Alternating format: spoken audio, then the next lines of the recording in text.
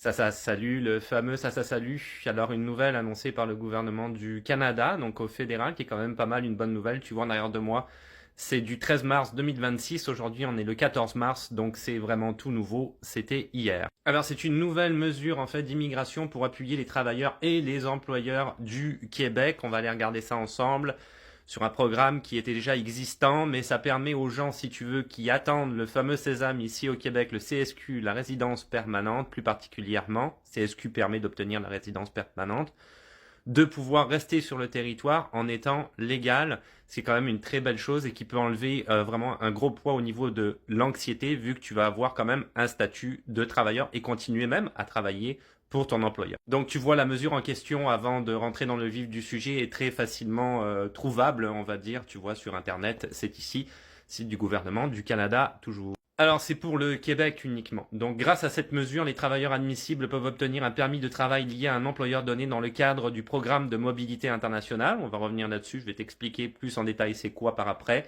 Ils pourront ainsi continuer à travailler pour leur employeur actuel pour une période supplémentaire maximale de 12 mois. Tu peux donc renouveler ton permis de travail pour 1 an, ce qui est quand même vraiment bien.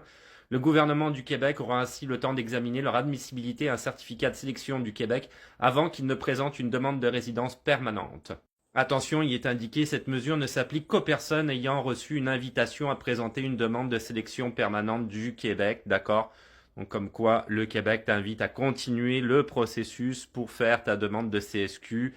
Là, à ce moment-là, tu vas pouvoir entrer dans le programme de mobilité internationale qu'on va aller regarder tout de suite. Si tu le cherches encore une fois sur Internet, très facile, embaucher dans le cadre du programme de mobilité internationale sur un site du gouvernement du Canada. Nous voilà sur le site en question, ok? Donc en fait, là, ce sont des démarches, si tu veux, qui sont à prendre par l'employeur plus particulièrement, d'accord? Donc, comme c'est indiqué, le programme de mobilité internationale, le PMI, il y a aussi le PMI+, mais là, c'est le PMI, vous aide en tant qu'employeur à combler vos besoins en main-d'œuvre pour soutenir les priorités économiques, sociales et culturelles du Canada, vous permet d'embaucher des travailleurs étrangers temporaires sans avoir à obtenir une étude d'impact sur le marché du travail. Mais en fait, ce qui se passe, c'est que tu réembauches quelqu'un qui déjà travaille pour toi. Donc à partir de là, on n'a pas besoin d'une IMT parce que soit elle a déjà été faite en amont, soit c'est un job qui a une exemption de IMT, donc on n'en demande pas une autre. Étude d'impact sur le marché du travail, je te rappelle quand même très rapidement, c'est le fait de dire que tu ne voles pas le travail à un Canadien parce que le job en question a une telle pénurie de main-d'œuvre que de toute façon, on n'a pas assez de candidats pour ce job-là. Okay? Donc ensuite, tu vois, il y a différentes procédures à suivre de la part de ton employeur. Donc c'est 80% l'employeur, 20% toi en tant que travailleur. Donc très important et très intéressant si tu veux cette annonce-là du gouvernement du Canada. Si tu es dans cette situation-là, va démarcher ton employeur et demande-lui d'aller dans le programme de mobilité internationale, le fameux PMI, ok, afin de pouvoir renouveler ton permis de travail pour une nouvelle année en attendant éventuellement d'avoir peut-être la résidence permanente via le fameux PSTQ, programme de sélection des travailleurs qualifiés du Québec qu'on sait avec Monsieur Roberge, hein, qui est le ministre de l'immigration ici au Québec, il y a très peu d'élus, on va pas se mentir quand même.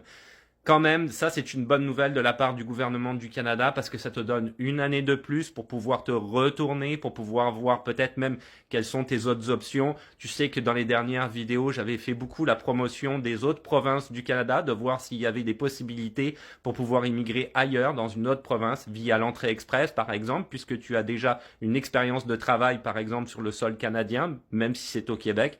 Donc là, ça te donne une année pour pouvoir continuer à réfléchir si tu vois que ou si tu as le sentiment, si tu veux, que le PSTQ, ça va pas amener à grand-chose. Ok? Donc voilà, bonne nouvelle quand même. On croise les doigts pour tout le monde qui sont dans ces situations-là, quand même de grande précarité. Je sais, le logement est cher, il y a de l'inflation ici au Québec.